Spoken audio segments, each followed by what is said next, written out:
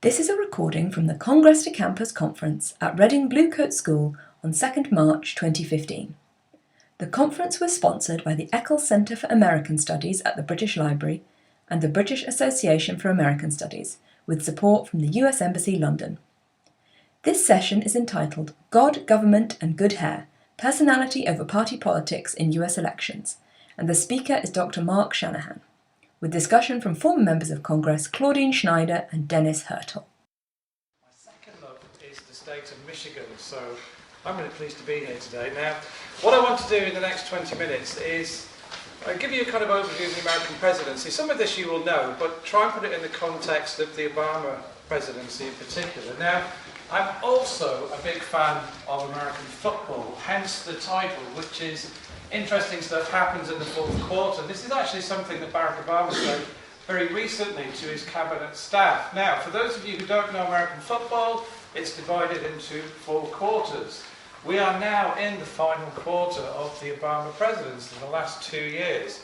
Hence this quote, and I think it was his optimistic way of trying to gee up the cabinet staff to say that even though we're coming towards the end of my presidency, there may be great things that we can do here.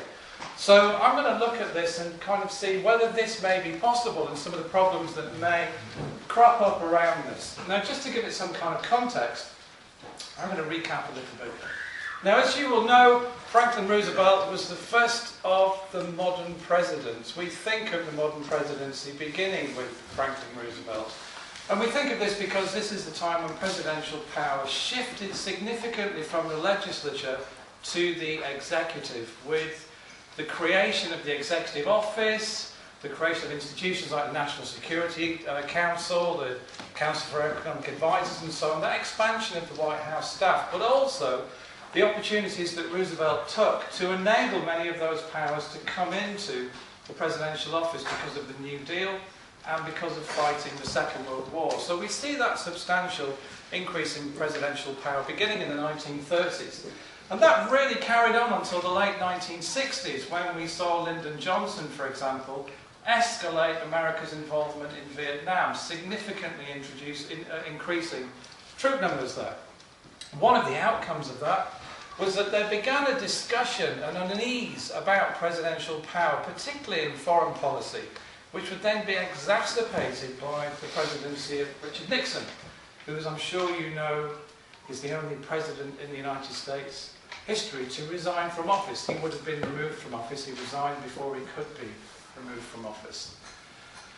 Now, he happened to be embroiled in a scandal at a very fortuitous moment for a man called Arthur Schlesinger, who wrote a book about the notion of the imperial presidency, who argued that the powers of the president had gone beyond what the Constitution had originally envisaged, and that Johnson had done this, that Nixon had done this, and that in fact you could trace that development back to the beginnings of the Roosevelt presidency.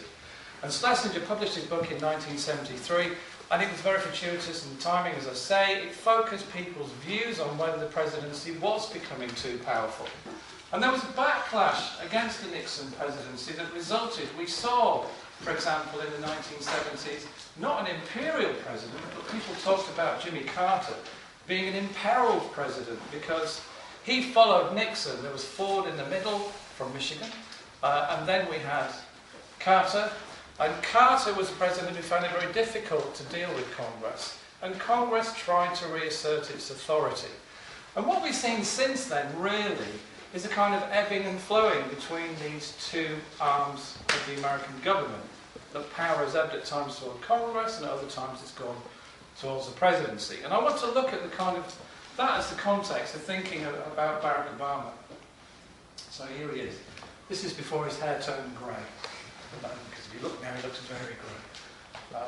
What can we say about Obama? Well, as a kind of starting point, we can say that he was elected with a mandate. He was elected with 53% of the vote. That compares to George W. Bush in 2000 being elected in, shall we say, controversial circumstances, and not perhaps having a mandate. Whereas Barack Obama did in 2008, we saw big Democrat majorities in the House of Representatives and the Senate, but he became president at a very, very difficult time in America's history, I would argue. He inherited 2 very unpopular wars, in Afghanistan and Iraq.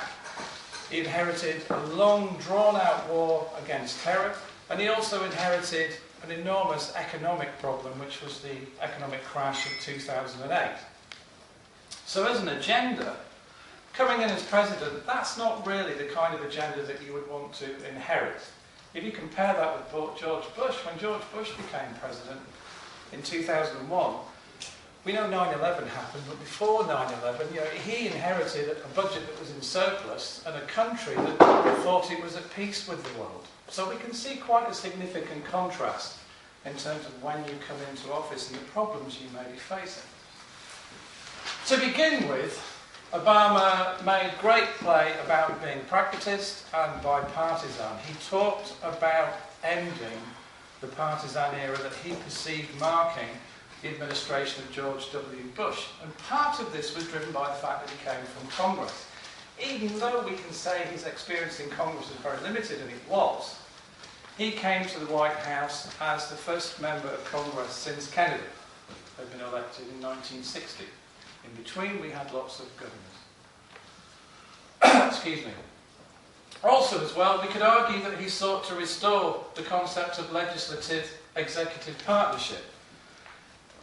The trouble with this is that what he did at the beginning was essentially give a lot of responsibility to the Democrats in Congress.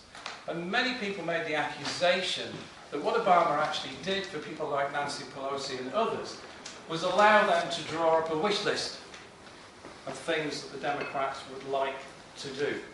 And that bipartisanship very quickly disappeared, that there were very few issues on the centre ground where Obama found that he could work with the Democrats.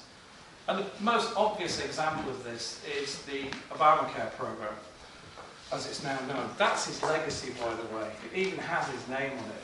It's not known as the Affordable Care Act, it's known as Obamacare. That will be his legacy. People will talk about that in years to come.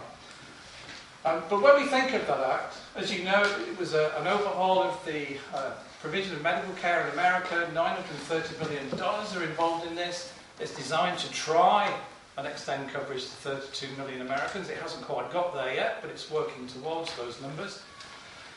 Trouble with Obamacare is it polarised the American public. It seems not to have consulted them very well by the Obama administration. Many ordinary Americans don't understand it. Republicans in particular were opposed to it and saw this as an extension of executive authority and too much of an extension of the powers of the federal government, such that not one Republican voted for it in the House or the Senate. Now, for me, this reflects another problem that Obama has, which is this. We live in a very polarised time in American history. Now, you may have seen this poster before. If you've not, this was a poster that was put up very briefly by the North Iowa Tea Party, comparing Barack Obama to Adolf Hitler and Lenin. Now, I'm assuming that your A-level grasp of history will enable you to understand that's a completely unfair comparison, but this is one that reflects the very extreme way that some people view Obama. That this is a man who is a socialist. This is often a term that's used to describe him. We in Europe wouldn't regard him as that. That this is a man who's extending the powers of the executive and the federal government beyond the limits set out by the Constitution. That's the kind of thorny ground that we're on in terms of this polarisation, because a lot of the debate is there about just how far is Obama extending presidential power and the powers of federal government. And I'll look at some other examples of this in a moment. So we have that. We can also say in terms of the economy that when Obama came in, obviously his priority was to tackle the economic problems that America has had. We could argue that he's had some successes in this. The obvious one is the fact that the American economy is beginning to recover. We can see that statistically, that unemployment is coming down, that the economy is beginning to grow. It's and growing quite quickly now in comparison to other countries around the world that suffered through the economic decline. Part of that, I think we can say, is down to stimulating the economy. Some of that was done by Bush before he left office. Some of that's been done by Obama. We can also say in his first term that he passed or pushed through a number of bills, centred around green technology, which he's very keen on promoting, and particularly the issue of climate change, which is one of the central components of how Obama in particular looks at foreign policy. We've seen attempts to reduce sex discrimination, improve financial regulations, some tax cuts, bailing out the car companies. You know, the car industry has essentially survived in America thanks to federal support in the United States of America. We might call that socialism. America will call it capitalism, because that's what it is. It's supporting those companies to survive. Federal handouts. We can also say that there were some foreign policy successes. Particularly at the very beginning of his administration, Obama sought to readdress the relationship with Russia, and he did that successfully to begin with. I'll talk about what's happened since in a minute. But we can say at the beginning, he did try and kind of recalibrate that relationship. There was a great reset moment with Hillary Clinton when she met her foreign counterpart and pressed the red button with him to signify the resetting. And that led to things like the Strategic Arms Reduction Treaty, which has lowered the number of nuclear weapons that both sides possess. We also saw, and I think he's done this, he's not been able to project this very well in terms of enabling Americans to understand this component of foreign policy, but I think one of the things that Obama has tried to do is recalibrate American foreign policy, because he understands very much the world is changing. And with that is coming a global shift in power relationships around the world, which is raising interesting issues around where America's position is in the global structure. And one of the things that we've seen him do as a result of this is moving to something called smart power. Now, this is the theory here is one put forward by a man called Joseph Nye. It's very straightforward. Hard power is America's military power. It's economic power that it can use in sanctions. And it has the largest military budget in the world. Even though the military budget has been reduced, it's still larger than the next 10 to 15 countries added together. If you add Russia's budget, China's budget, Britain, France, etc. together, it will take you at least 10 countries before you get the United States of America's military budget. That's the hard side. There's the soft side. You engage in this all the time. This is the cultural power of America, the positive way we feel about the USA. I drink coffee. I drink coffee in those venti, skinny, grande, lattes, etc. Now, 20 years ago, nobody spoke like that. Nobody in this country drank coffee. We all drank tea. Now we drink coffee. We drink coffee, I think, down to the people who were in Friends, the TV series. It made coffee trendy. My son likes rap music. Now, he's a very nice boy. He's never, as far as I know, been involved in a drive-by shooting. He's never taken drugs, I hope. But he's 16, you never know. But anyway, he likes that music. It's not his background, but he's absorbing the kind of cultural power of the US. We do that all the time. You're here now studying America. You're absorbing that kind of cultural power, and it's an important bit of this. The mixture of those two things makes smart power. It's that combining of hard power, soft power. You dangle the carrot, and if they don't want to listen, you hit them with a stick. It's a very simple way of putting it. Obama has introduced that into foreign policy. He's reduced troops from Iraq. Some argue too soon, but it's what the Iraqis wanted. He's reducing the number of troops in Afghanistan, and of course, Osama bin Laden is dead. People will look at that picture 100 years from now. That's the photograph taken the night when Osama bin Laden was killed. It's an important historical document. Second term. So we're in the second half, the third quarter and the fourth quarter now. Traditionally, as I'm sure you know, the power of a president ebbs away in the second term. And we lead to this idea that the president becomes a lame duck.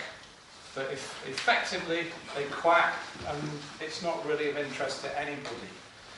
Now, theoretically, Obama is in that now. And we could say that that began from the day after he was re-elected, because something that shocked me was the day after he was re-elected, the Washington Post put this up, which was a chart of who is going to win in 2016. They did that the day after Obama won. And if you look, they think it's good. Then they've changed it, and they thought it was. Oh, hang on. They thought it was going to be Hillary versus Marco Rubio. It's not going to be Marco Rubio. But Jeb Bush is in the mix. Chris Christie got down to the semi-finals. But it's interesting that already they were doing that, which is telling you that they're looking at the next person while the president is still there. That ebbing away is already beginning. Second terms as well, we expect popularity of presidents to go down. Here's Obama, 57% popularity in year one. At the moment, he's around 42. He's actually going up slightly now because the economy is turning around. Where does that place him under the presidents? Here you go. So Truman at the same stage was 38. It's going through. I'm going to put this down. It seems to have a look at itself. Truman was 38. Eisenhower 54. Very popular at this point. John. I'll press something here that makes it go through. I'm touching this. Oh, God. No, it's too high tech for me. Goodness me, I'm used to slate and chalk. Right, so here we go. So Truman at 38. Well, we can see Eisenhower is higher. We can see Johnson is lower, Nixon understandably lower, he's just about to be kicked out. We've got Reagan though at 60, Clinton at 63. I'm going to come back to that in a moment because Clinton did something that Obama is being advised to do. And then we look at Bush, 37. So Obama at 42 isn't too bad. He's not at the bottom, he's not at the top, he's somewhere in the middle.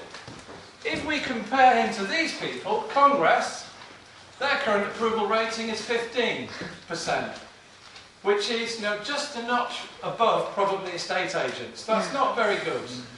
But as you can see, I've touched it again. The opinion poll that I like that came out very recently was this, just before the midterms last year. What would you like to see happen with Congress? 22% said fire the lot of them. So a fifth of Americans polled said get rid of all of Congress. Not get rid of some, but get rid of all of them. And you can see here then, if you go down, people are talking about they want that bipartisan cooperation. They want those kind of things. But interestingly, there was a poll released recently where they asked Republicans, would you be happy if your daughter married a Democrat? 49% of them said no. When they asked Democrats, it was in the 20%. When they asked that question in 1960, they found that it didn't really matter. People didn't have a view. They can marry whoever they want to, as long as they're not a communist. Now, we can see that politics is coming in, and it's again going back to that polarisation. But I think that's very interesting. That 15% is very low. The 22% getting rid of everybody, I think would be a concern to anybody in Congress. If we think of what Obama might do in this second term, he's already done some stuff, but it's been quite confrontational. We've seen, for example, the shutdown of government. We've seen difficulties over the budget. And the budget is going to be one of the key issues for the next president, the president after that, and the president after that, and the president after that. America has profound problems with its budget. Long-term social security issues, healthcare issues, in terms of costs that it needs to address. And that's going to be a very difficult issue for politicians because it divides opinions on how to deal with those things. And we've seen those highlighted during this presidency. And though we've had a truce over this issue, they're still disagreeing over the long-term problems when we think of economics. If we think of Barack Obama's State of the Union address in 2013, after the Newtown massacre, that dreadful massacre of school children in America, he still couldn't get any gun legislation through Congress. He proposed a number of limits in terms of gun legislation. Every single one was thrown out. Think of this. From 2000 to 2010, there were 335,000 people killed by guns in America. That's 50 times the number of soldiers that have died in Iraq and Afghanistan. And still, they can't deal with this problem. In the second term, it seems that one of the issues that Obama may move towards is tackling the growing divide between the rich and the poor. This is one of the key issues in America. It's believed it's going to be one of the issues in next year's presidential election. It's going to be very interesting to see how the candidates address this issue, but it is a very important issue in America. We can also see that immigration, and it was interesting that somebody mentioned immigration earlier when we think of UK politics and we're thinking of UKIP. America has an issue with immigration as well. In particular, there are around 11 million undocumented illegal immigrants. We're not quite sure how many there are because they're undocumented. But there are at least 11 million. Obama wants a pathway put in place to enable some of those people to stay in the United States of America. Already that's been questioned in a law court in Texas, and the Republicans are very unhappy about it. They're partly unhappy about it because it just so happens that those immigrants might vote a particular way if they're given citizenship, which would be probably democratic, which ties in with why perhaps Obama is opening up relations with Cuba. Cuba's out, that Cold War policy against Cuba is out of date, which Obama's quite rightly said. But again, young Latinos like it, and they may vote Democrat. 2050, there will be more people in America speaking Spanish than there will be English. Or as George Bush said, there will be more people speaking Mexican. But he meant Spanish, okay? So, that's coming. And we can see that with this. In foreign policy terms, as I say, Obama is engaging with this notion of global shift, the shift of power around the world. And in particular, he's engaged in something called the Asian pivot, which is turning America away from Europe towards the Asia-Pacific region. Obviously, China is there, that's one of the key concerns, but building relationships with other countries there, such as India, because it's argued that they are going to become economic powerhouses in the future, and America has to have a relationship with those countries. So we're seeing a pivot. We're also seeing Obama argue that America needs to move away from a permanent war footing. He said something I thought was very interesting last year, which was just because we have the best hammer does not mean that every problem is a nail. We need to look at problems in a different way, foreign policy problems. But he's been embarrassed by the WikiLeaks scandals, he's been embarrassed by the Snowden scandals, the leaking of documents written by the NSA showing how they listen to all of us and how they listen to world leaders as well. He's been embarrassed, or his use of the drones is questioned because he's escalated the use of drones way beyond George Bush ever used them. And then Guantanamo Bay still exists. And then we have Ukraine, we have Assad using chemical weapons in Syria, and Obama saying that was a red line, no one could cross, he crossed it. And then we have the rise of ISIS. So there are foreign policy problems that Obama is having to face in the last 2 years of his presidency. Interesting things might happen, well, in these last 2 years. We can see that one of the ways that he's dealing with this problem with the Republicans is he's announced he's going to use executive orders more. He's going to use presidential authority and try and get around Congress. He's also said that he will use, or it looks like he's going to use the veto more. He's only used it 3 times. Compare that with Gerald Ford, who was president for 2 years and used it 66. He's used it 3 times. The most recent was last week to veto the Keystone Oil Pipeline. We may see Obama, as well as using those tools, because he finds that Washington is gridlocking it. And Americans may be unhappy about him using these tools, but we may see him as well going back to Richard Newstat's idea of the power of persuasion, that he will get out more and try and persuade people more. One of the ironies of Obama is he's a great speaker, but I can't think of anything he's said. And the Americans feel the same. They're finding it very difficult to actually crystallise what the Obama presidency is about. So he may do that. He may go into what's known as the two presidencies theory. Presidents traditionally in the second term go foreign, because you've got more powers in foreign policy than you do in domestic policy. I'm not so sure he's going to do that, but Cuba possibly is a suggestion that he will. It's much easier to operate in foreign policy than it is in domestic policy. But he faces many difficulties. Clinton, I said, was very popular at this point in his presidency. Part of the reason was he repositioned himself and moved towards Congress and worked much more with Congress. That enabled things to get done. Obama may have to do the same, but he's got to reconceptualise himself in terms of how people look at his presidency and understand his presidency. And one of his problems is that people think he's too intelligent. Now, I'd like an intelligent presidency, but you've got to also look like you're somebody who can talk to the people. George W. Bush, people said, was like them. You could have a drink with him, which was ironic because he's a reformed alcoholic, but you could still have a drink. Okay? Now, as for Obama, Leon Panetta, who was his Secretary of Defense, actually said very recently in his memoirs that the problem with Obama is that he relies on the logic of a law professor rather than the passion of a leader. And that's where he doesn't quite communicate with the American public. I find very confusing. And then just a couple of last points. Part of the problem with this is the presidency itself. Is that when you run as a candidate, it was pointed out this morning, you promise everything.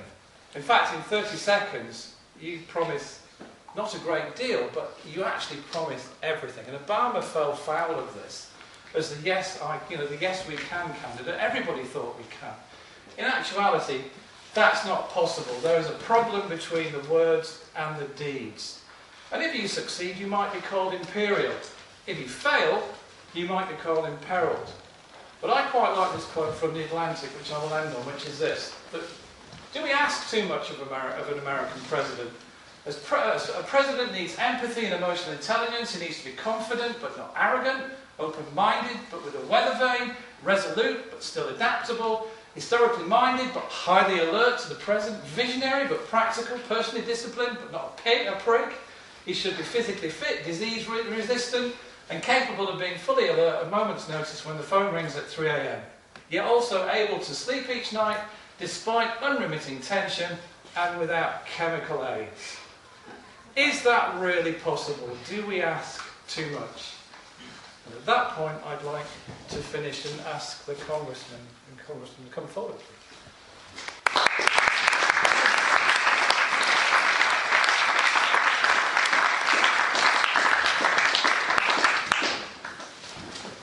Thank you. Well, I thought that was absolutely brilliant. Very much enjoyed it. Thank you very much. Any questions? Yes. Yeah. You talked about Americans and their opinion on the military. With what we've seen in recent times with Middle Road JSOC and so many other, there's been a lot of scandals in the military. From an Englishman looking at America, do Americans really care about scandals in the military, or do they just care about having a big military to stop? Oh no, we care about scandals a lot, and there is constantly a pushback, and there are many nonprofit organizations who speak up and expose things going on, not only in the military but every agency within the government. So, yeah, I remember quite some time ago there was some polling data that said that the Americans do not want to be the policeman of the world. And I think if they were to do that poll today, Americans still feel the same way. And I think that's part of the reason that President Obama was eager to withdraw the troops from Afghanistan and Iraq. And I think also, in terms of taking on ISIS, the American people think, well, where are the Arab nations? Where are the European nations? Because they are a threat to the entire globe. So, Americans are not so committed to the defense of our country and the world just for the sake of it. They are quick to notice shortcomings, scandals, financial excesses, that sort of thing. I think they are concerned about the scandals, but I think that the problem has been since 9/11 that people became frightened, and they said, well, whatever we need for the military, and so they haven't questioned it enough. Nor has the Congress done enough oversight by the Democrats or the Republicans. I think that there's this constant back and forth. People have, as Claudine said, well, we've done so much, and what have we accomplished by over a decade of war? And so they were reluctant to put more military force into what's going on as far as the Middle East today and ISIS. But after these beheadings and after the burning of the people and now the capture of more hostages and terrible things, now the polls are creeping back up to whether they want to put whether the American public faces or favors putting American forces back on the ground again. So, you know, it goes with emotions. Let's not forget that 70% of the American people, not just George Bush, 70% of the American people want to go and invade Iraq. You know, it goes up and down as to, you know, the emotions people have, and I think that what we probably need is more of a overall look at what's happened. What did we accomplish for the money we spent in Afghanistan? What have we accomplished for the money and investment in lives in Afghanistan and Iraq? You know, those kinds of questions. And again, because of the emotions of fear, I think that the Congress is not doing its job in evaluating what's happened before and what should happen now. Questions? You touched on the issue of gun laws in the presentation, and my question is, why do you think it's so hard for Obama to pass any legislation on this issue? Okay, so I just want to reiterate the last part of what you said. Why is it so hard for Obama to pass the legislation? One of my current frustrations, and I hope that you British professors will help to communicate this, because we need to communicate it to the media in the United States. But it's not the president who can control guns. It is the Congress. And why is it that we have not been successful in having a Congress limit the use of different types of guns? It is because of money and the political power of the National Rifle Association. And they are exceedingly wealthy, exceedingly strategic. And they have made an effort to target primarily Republicans and say, we'll make campaign contributions, but we need your support to make sure that we don't change the gun laws. And I now live out west in Colorado, you know, where the home of the early cowboys and everything. So, I mean, it is a little different than what you might find in the East or the South or whatever, and people are very hardcore about that so-called freedom to have a gun. But at the same time, as you point out, there have been many, you know, random deaths, and it is a problem that needs to be solved. But, you know, from my perspective, I don't see that changing anytime soon, and maybe Dennis, who actually lives right in the nation's capital, we have a different perspective, but no. I agree. I don't see it happening at all. And let me say that the Democrats have abandoned the battle too. I think a lot of us thought that after the Connecticut school shooting that people would follow the president's leadership and were concerned and would finally make a change. Well, we haven't. We're still losing children shot in school. We've been, you know, we lose, as the professor said, about 30,000 people a year are killed in the United States by guns. Okay. Now we've spent $6 trillion since 9/11. So in 14 years, $6 trillion for the defense of our country and these wars. Okay? How many Americans have been killed by terrorists in the last 14 years? It's very tragic, anyone who's killed, but I would say less than 200 no matter what parameter you use to measure that, okay? We're losing 30,000 people. Now, half of them are suicides, but a lot of those suicides wouldn't be successful either, especially with young people who didn't have a gun handy. And then all the accidents of 8-year-olds, now 3-year-olds with their mother's purse in Idaho, which is not a high crime area, shooting her mother in a supermarket. I mean, and again, there is no reaction anymore to any of this at all. And if you talk to people, well, first of all, in Canada, I'm from Detroit. Across the river we have Canada, okay? And people love to hunt, and they have complete freedom and democracy and everything else. And everybody doesn't have a gun. And we don't have these tragedies happening in Canada. So the example is not far, okay?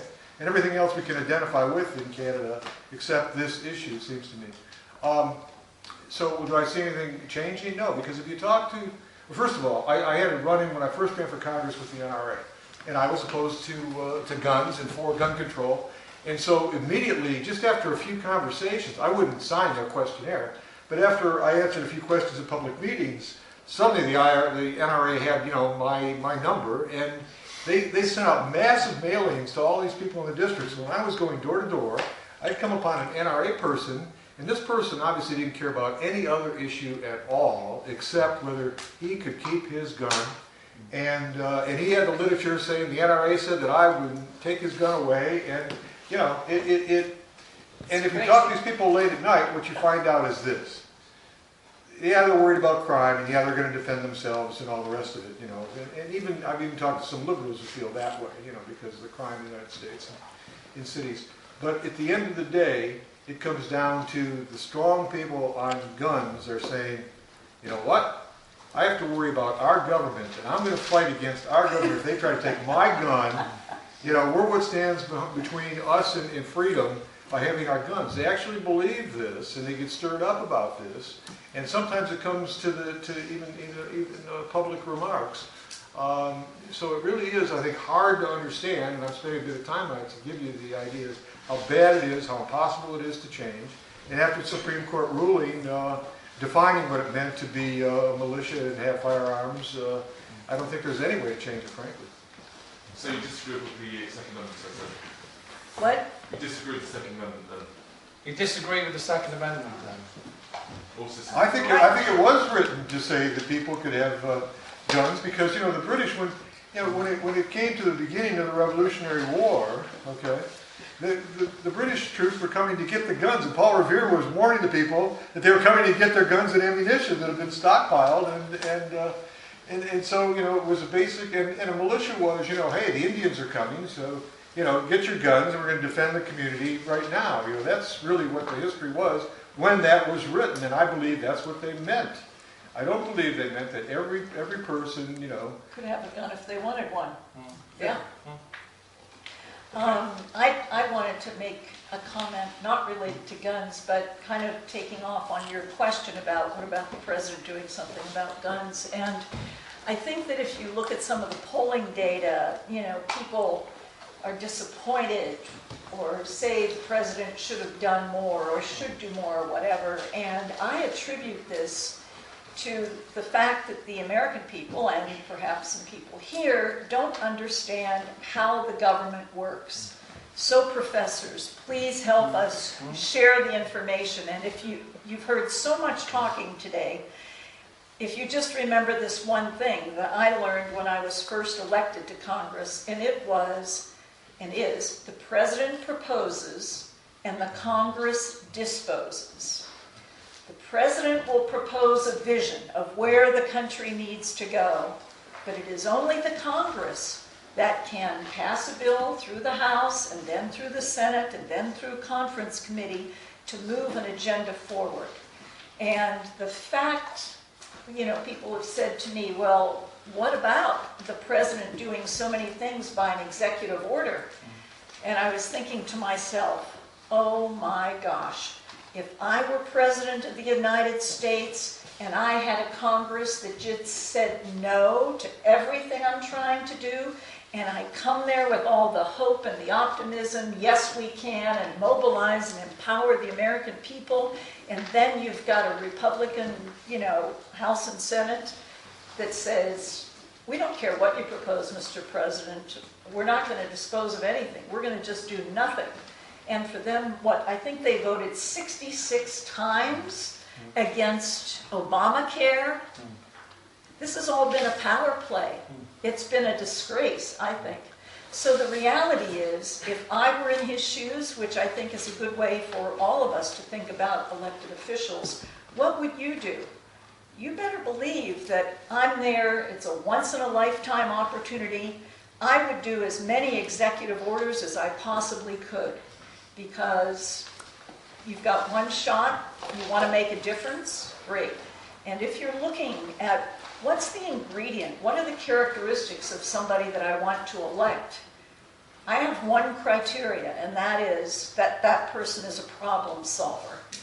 Because we have so many problems, if we elect people who are enthusiastic about solving problems, as I think the president has been, then we get more things done. Let me give you an overview. You know, when I was in college, and Nixon still had the Vietnam War going, the buttons and things said about him were just totally profane. I can't even describe to you what the posters and buttons said. But then I saw that with Clinton as a Democrat too, that the Republicans, there was so much hatred against Clinton, and it was the venom would come right out of people's, mouths. It was just incredible, So now we see that with President Obama, And the question is whether it's even to a higher degree than we've ever seen before in our history or not. And is part of that racial, with a percentage of Americans. And so, there is that problem, and we've seen it, firsthand, that people are just opposed to the president no matter what he proposes. And on the other hand, people are saying, well, the president could make more of an effort because, past presidents have had these problems with Congress, and yet they've been able to engage and get more done. And that really is the debate back there, whether he could have done more or whether it's impossible when you have this extreme right-wing people. Now, one Republican senator told me last year, he said, a third of the House caucus, Republican caucus, will vote no on anything at all, unless it's for a balanced budget this afternoon at 2 o'clock. They won't vote for anything. And we're seeing right now, in this debate about and voting on the Department of Homeland Security, this very issue. Can the president compromise with them? Can the speaker lead them? What percentage of people are going to, if you're going to change the immigration law here because you don't like what the president's done, you're going to do that by shutting down the Department of Homeland Security, and you're going to argue about whether that has a cause and effect and it's harmful or not, or you're going to take a different avenue because you oppose the president, or, which I don't think is going to happen at all, would you pass your own legislation on immigration to deal with this massive problem in our country, since you control the House and the Senate? So, that's kind of where the issue is. Do you believe that the American system, whereby a president can only run for 2 terms, is a good one, or would you prefer to see a British approach, whereby in theory he could run for as many times as possible?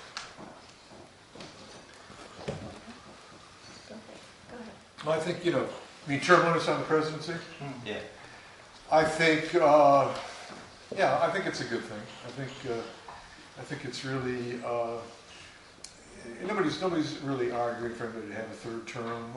I think that... Except they wanted Reagan to have a third term. They wanted Reagan too. Some people have talked about Clinton running again, and all the rest. But, Reagan at his age certainly would have been bad to have a third term, I could say, as a Democrat. But I think, there is so much power in the presidency. It is so powerful that I think 8 years is enough. I agree with that. I think that, getting back to what I said before, don't put all of the focus on the presidency. And that's why I'm concerned about the low turnout for the midterm elections, because it is the House and the Senate that really moves the legislation, that really makes the laws, that solves the problems or don't solve the problems. Can I be cheeky and ask, would you have term limits on Congress?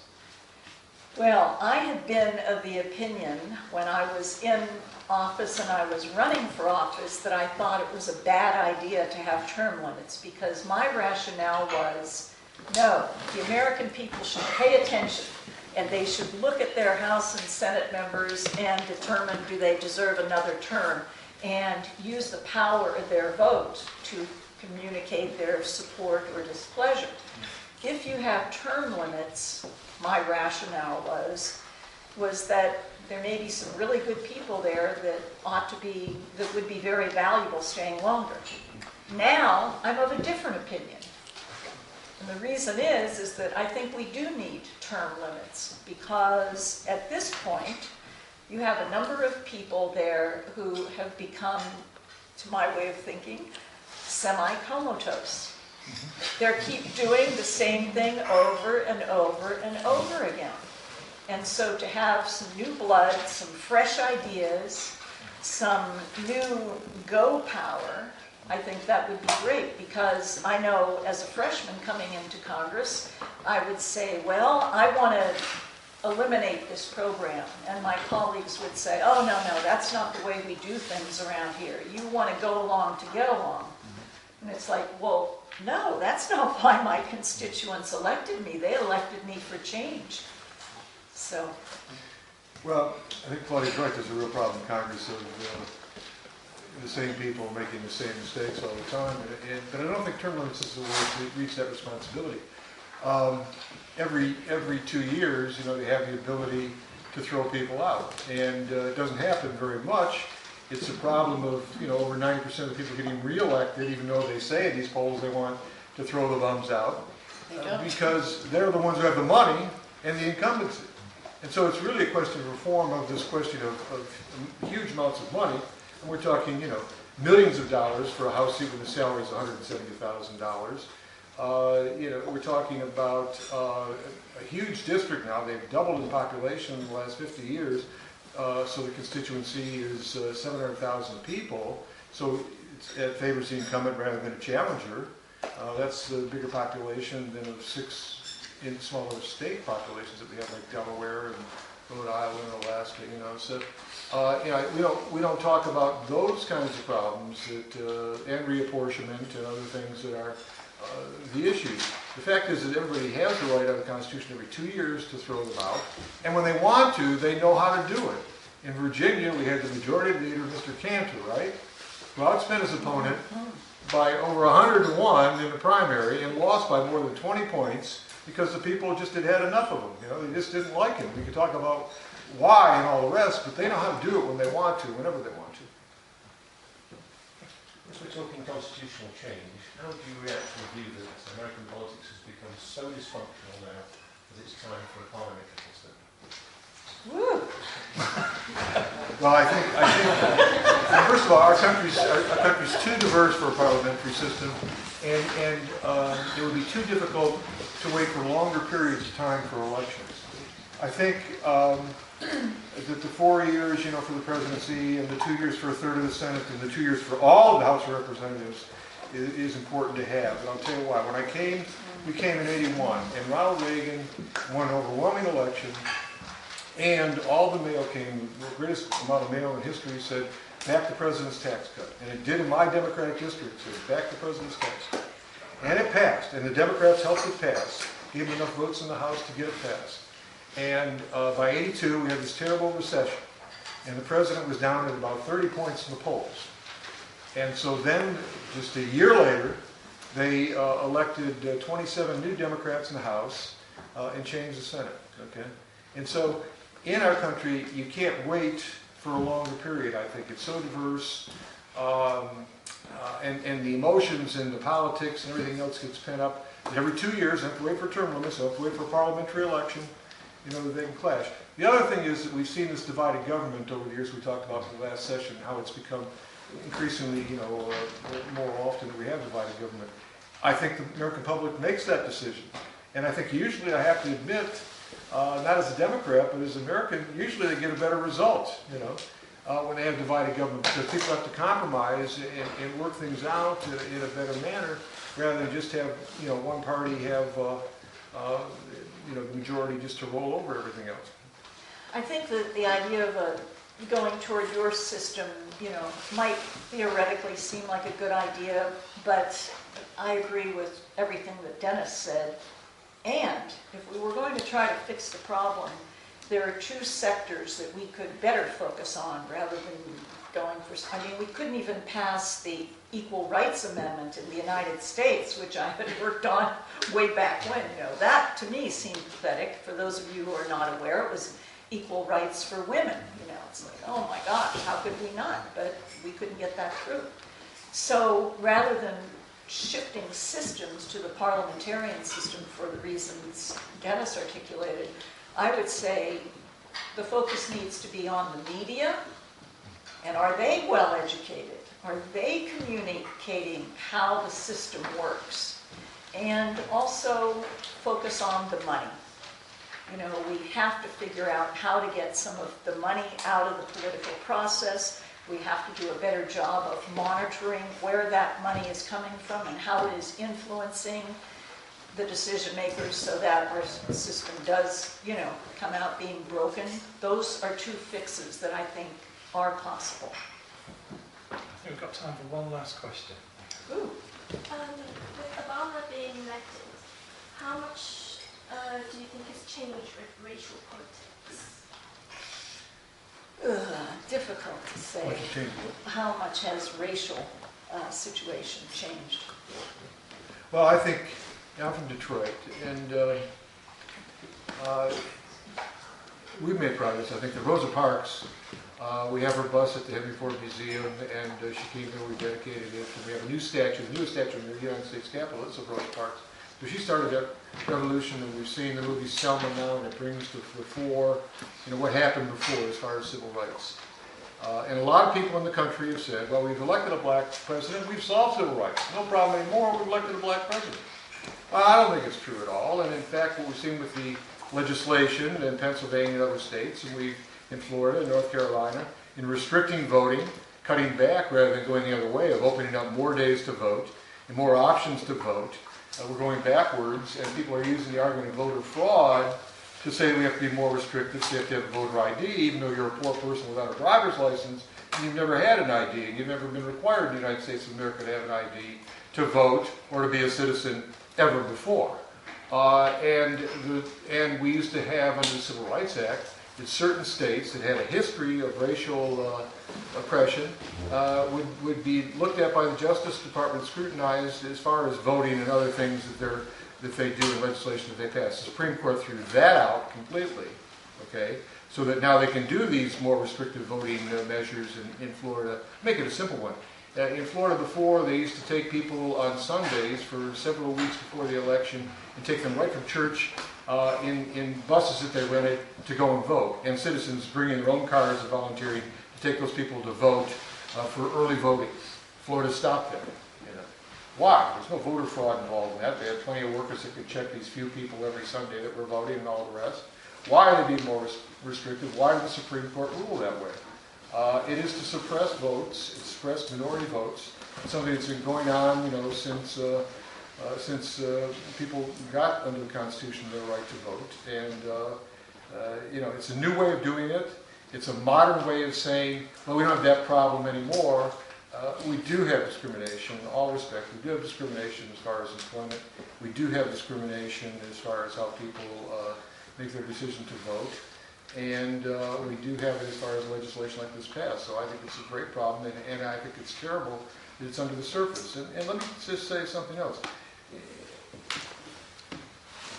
There are, there is an undercurrent of racism, and I'm not sure how many people are racist in our country. But it's a decent minority of people that are, and it comes out in private conversations, in private social gatherings, and in jokes and all the rest. And it is unbelievable that it still happens in the 21st century, but it is. Okay, I think we're stopping for a break now. Thank you very much. Excellent questions.